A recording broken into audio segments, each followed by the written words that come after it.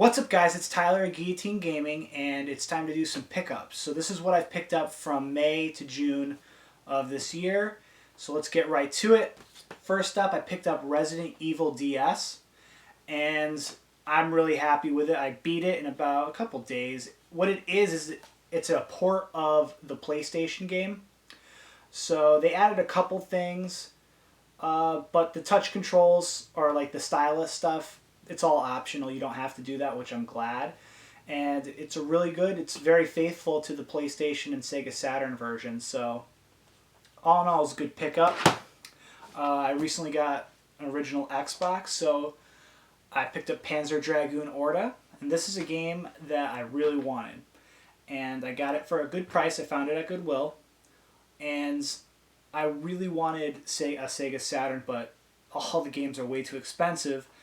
And this is obviously Panzer Dragoon started on the Sega Saturn, and this is a really good game.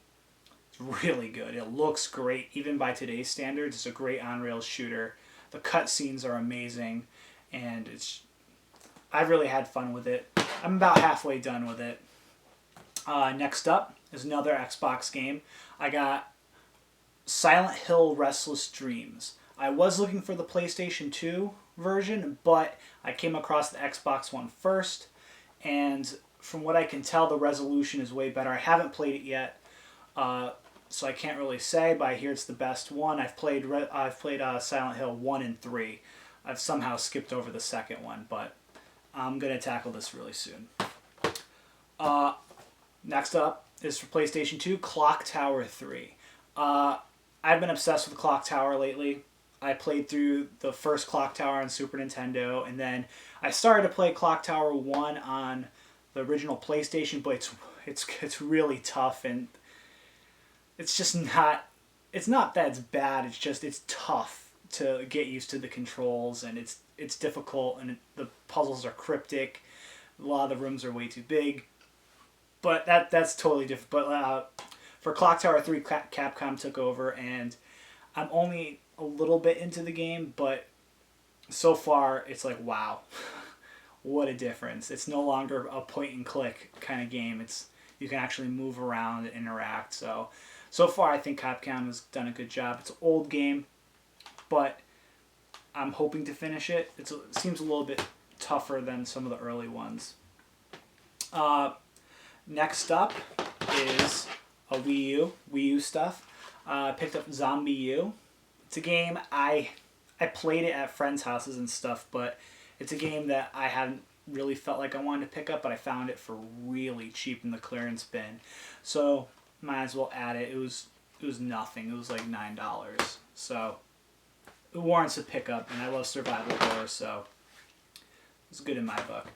I also picked up Resident Evil Revelations. This is a game I played the 3DS version, beat it. Really liked it, so I wanted to get the HD one so I can play it on the big TV, and I'm on chapter 8, and it's the same experience as the 3DS one, but I like it a little more because, I don't know, it's HD and pretty, and you actually have the second analog stick, because I didn't have the Circle Pad Pro for the 3DS when I played it.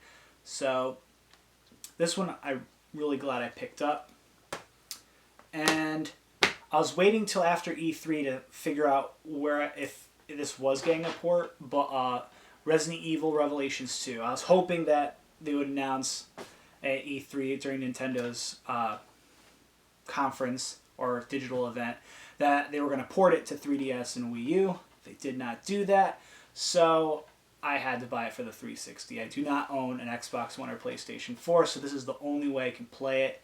And I just finished episode 1 last night with one of my friends, and I gotta say, I really like it. I like the monsters in this game more than the first Revelations.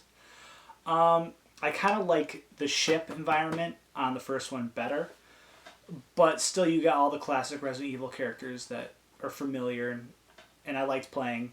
And it seems like this one, the co-op is more important. Like, I think there's co-op in the other one, but playing with a friend is way better. I couldn't imagine playing this like alone and swapping back and forth between the characters. It's so much easier when you have someone doing it for you, because one player is like a shooter and the other player uses a flashlight to find items or solve puzzles. So it's really cool so far. A lot less episodes than in the first Revelations. There's only 4. There's 12 in this one. But I like it. So far, so good. I will say there's some frame rate issues in the 360 version, I've noticed. At least in co-op. And last but not least, this is a cool item I picked up on Etsy. What it is Pokemon Blue, but on a Super Nintendo cart. So, looks like Super Nintendo. But what it is someone gutted a common title, and they took a Super Game Boy and soldered the actual Pokemon Blue cartridge right onto the board.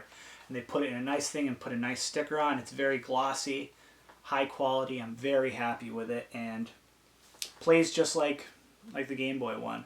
Has a nice border. Like if you've ever used the Super Game Boy, you'll know what I'm talking about. They put a border around it. You can swap out and put different things. But really fun. Pokemon Blue, Pokemon Red and Blue and Yellow are one of my favorite games. One of the first games I ever beat back in elementary school. So there you have it. This is all my pickups for May and June. What did you guys pick up? Did you find anything good? What games are you guys playing and all that? And I'll see you guys next time. Peace.